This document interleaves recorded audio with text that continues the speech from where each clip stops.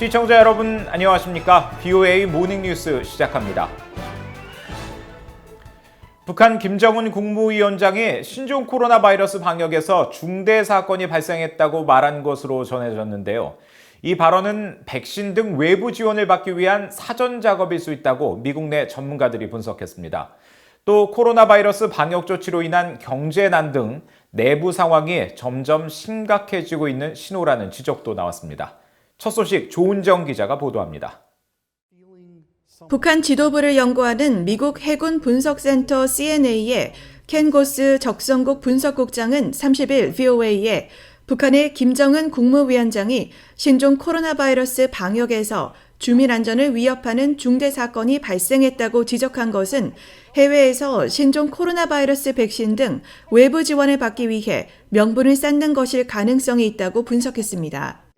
This theory is being floated out amongst the Pyongyang watching community is that he is trying to set up a rationale for moving out from under self-sufficiency and accepting external aid and assistance when it comes to the COVID vaccines.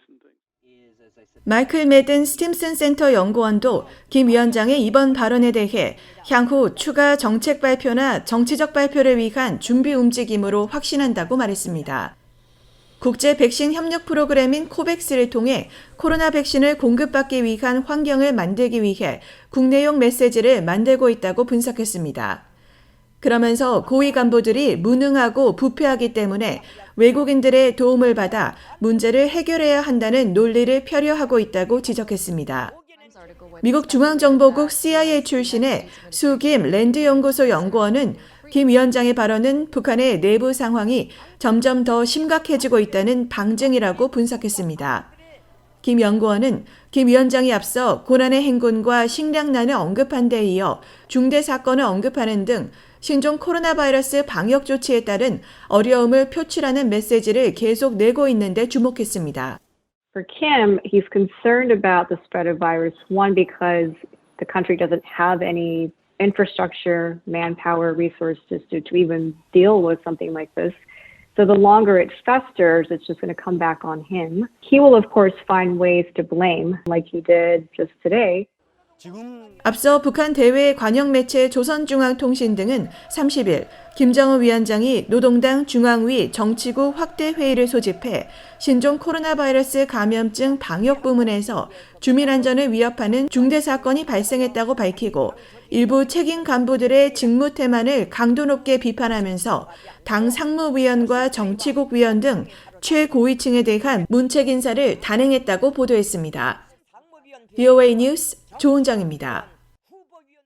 한국이 수도권을 겨냥하는 북한의 대규모 장사정포 공격에 대비하는 독자적인 방어체계, 이른바 아이언돔 체계를 오는 2035년까지 개발한다는 계획을 발표했습니다. 전문가들은 개발 기간이 너무 길어서는 안 된다는 점과 함께 주한미군 대공 방어체계와의 통합 운용성도 보장돼야 한다고 조언했습니다. 서울에서 김시영 기자가 보도합니다. 로켓 공격을 탐지한 아이언돔 체계가 타미르 대공방어 미사일을 쏘아 올립니다. 미사일은 발사 약 5초 만에 가상의 적 로켓탄에 명중하고 목표물은 섬광을 뿜으며 산산조각이 납니다. 지난 5월 이스라엘 방위군은 팔레스타인 가자 지구의 무장정파 하마스가 감행한 로켓포 공격을 아이언돔이 성공적으로 막아내는 영상을 SNS를 통해 공개하기도 했습니다. 타미르 요격 미사일 포대 3개에서 4개로 이루어진 아이언돔 체계는 미국의 지원을 받아 완성했으며 인구 밀집지 등에 배치되는 단거리 대공방어 미사일 체계로 70km 밖에서 고도 10km 이하로 날아오는 각종 포탄과 로켓들을 무력화할 수 있는 것으로 알려졌습니다. 한국방위사업청도 지난달 28일 북한을 상대로 한 장사정포 요격체계 사업 추진 기본전략안을 공개했습니다. 2035년까지 2조 8,900억 원을 투입해 이른바 한국형 아이언돔을 개발한다는 방침입니다. 한국 내 전문가들은 차세대 요격체계의 필요성은 매우 중요하다고 밝혔습니다. 하지만 북한은 이미 변칙 기동을 하는 북한판 이스칸데르 미사일 시험 발사 성공 등 기존 미사일 방어체계 교란을 시작했다면서 차세대 요격체계 완성 기간이 너무 길어서는 안 된다고 지적했습니다. 북한의 무기체계가 굉장히 첨단으로 가고 있어요. 근데 그런 상황에서 지금 우리가 기존에 지금 현재 있는 그 170mm 자주포나 240mm 방사포를 대상으로 해서 아이언돔을 개발한다는 거는 앞으로 15년 후에 기술을 개발해서 맞겠다. 조금 맞지 않는 얘기가 아닌가. 어쨌든 시간이 좀 많이 걸리죠, 이게 완성되기까지는. 근데 우리가 아이언돔을 개발하는 동안 또 북한은 북한 나름대로 우리의 요격 체계를 흔들기 위한 나름의 또 공격력을 높이기 위한 시도들을 하겠죠. 북한이 공격을 감행한다면 장사정포와 각종 탄도미사일이 동시다발적으로 발사될 수 있기 때문에 한국형 아이언돔은 고고도 미사일 방어체계 사드 등 기존 미한 연합전력의 대공 방어체계와 유기적인 통합 연동이 필요하다는 지적도 나옵니다.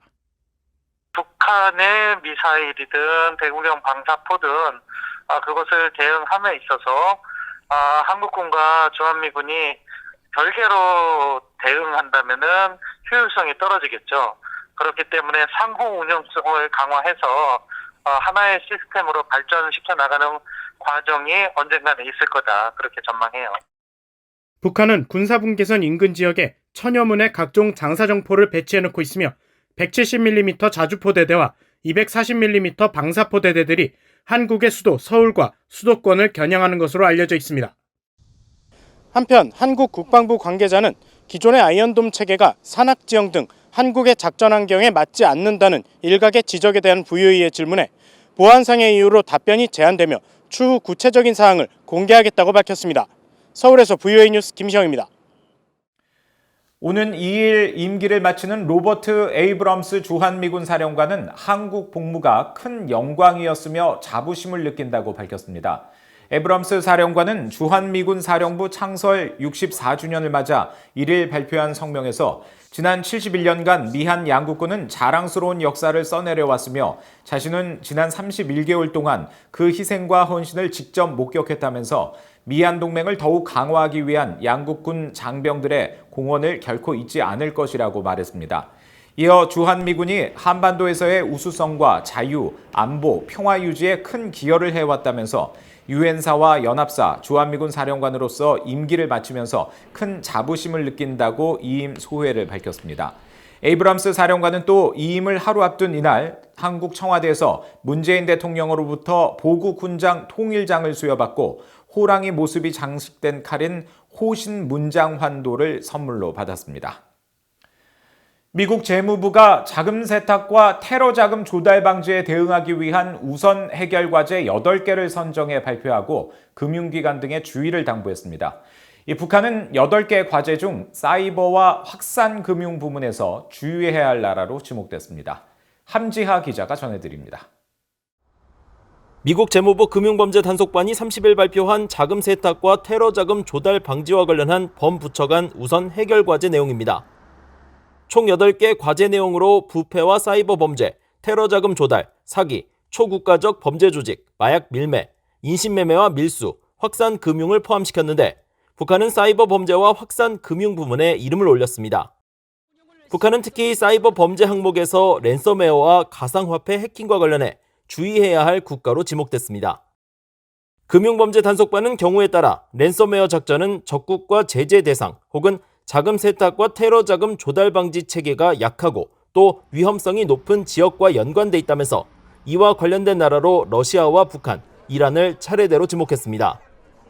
또 가상화폐와 관련해 과거 북한이 저지른 해킹 범죄 사례를 명시했습니다. 북한이 2019년부터 가상화폐 서비스 제공자를 대상으로 한 사이버 작전을 통해 수억 달러 상당의 가상화폐를 훔치고 다른 가상화폐 서비스와 지갑 등을 이용해 이를 세탁했으며 이 수익금을 대량 살상무기, WMD와 탄도미사일 프로그램 자금 조달에 사용했다는 겁니다. 북한은 대량 살상무기의 제조 또는 취득 자금 마련을 위한 확산 금융 부문에서도 주의해야 할 나라로 지목됐습니다. 금융범죄 단속반은 확산 금융으로 인한 주된 위협은 확산을 지원하는 연결망에서 발생한다며 무역 브로커나 위장 회사와 같은 개인과 기관들로 구성된 이 연결망은 미국의 금융 시스템을 이용해 자금을 이동한다고 지적했습니다.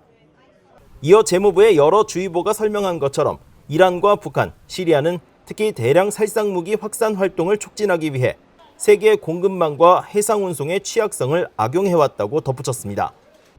이날 발표된 8대 우선 해결 과제는 2020년 미국 의회가 통과시킨 자금 세탁 방지법에 의거해 이날 공개됐습니다. 범부처 간 우선 과제는 법 통과 후 첫 결과물입니다. 북한은 2011년 자금 세탁 방지 국제기구에 의해 주의 조치국에서 가장 높은 단계인 대응 조치국으로 상향 조정된 뒤 10년간 유지하고 있습니다. 미국 재무부 금융범죄단속반은 이 같은 국제기구의 결정을 근거로 매년 북한을 포함한 금융주의보를 발령하고 있습니다. 뷰이 뉴스 함자입니다. 중국이 한국을 미한 관계의 약한 고리로 인식하고 경제 문화적 압박을 통해 미한 협력 관계를 대체하려 했다고 미국의 민간 연구단체가 지적했습니다. 미국의 민간 연구단체인 랜드 연구소는 최근 발표한 보고서를 통해 중국이 지난 2016년 미국의 고고도 미사일 방어 체계 사드의 한국 배치 이후 미국과 한국의 협력 관계를 약화시키기 위해 한국산 제품 불매 운동과 한국 관광 교류 축소 등 경제 문화적 압박을 시도해 왔다고 밝혔습니다. 그러면서 중국이 이러한 압박을 통해 한국의 사드 추가 배치와 미, 한일 3국 군사 협력에 균열을 내는 등의 성과를 거둔 것처럼 보였지만 아직까지 전통적인 미한 관계를 대체하는 수준까지는 미치지 못한 것으로 평가했습니다. 보고서는 또 북한이 지난해부터 북중 국경 봉쇄를 유지하는 것은 코로나 우려와 함께 중국이 식량과 생필품 지원 등을 통해 북한 경제에 대한 막대한 영향력을 갖는 것을 김정은 국무위원장이 원치 않기 때문이라고 주장했습니다. 북한 정권의 후원을 받는 것으로 알려진 해킹 조직이 한국 항공우주산업 외에도 다른 한국 방산업체를 해킹한 정황이 있다는 주장이 제기됐습니다. 한국 국회 제1야당인 국민의힘 하태경 의원은 1일 보도자료를 통해 방위사업청 등 관계기관으로부터 한국 항공우주산업 해킹 관련 현안 보고를 받았다면서 공격자가 가상 사설망 VPN의 취약점을 노려 침투했으며 내부 직원의 비밀번호를 해킹해 접근한 것으로 보고받았다고 밝혔습니다. 그러면서 한국 항공우주산업이 해외 유력 방산업체와 군사 핵심 기술을 공유하고 있는 만큼 북한이 미국을 직접 위협할 수 있는 원자력 추진 잠수함 등 핵심 기술을 노리고 다른 방산업체를 해킹하려 했을 가능성이 있다며 한국 정부는 사태의 심각성을 고려해 국가 사이버 테러 비상사태를 선포해야 한다고 말했습니다. 한국군 관계자는 이번 한국 항공우주산업 해킹으로 한국형 전투기인 KF-21과 수리온을 비롯해 무인기 등 핵심 기술 자료들이 대거 유출됐으며 대통령이 참석하는 행사의 일정과 동선 등이 포함된 극비 문서도 유출된 것으로 파악하고 있다며 북한 정찰총국의 소행으로 추정하고 있다고 밝혔다고 SBS 등 한국 언론들이 보도했습니다. 이상으로 VOA 모닝뉴스를 마칩니다. 함께해 주신 여러분 고맙습니다.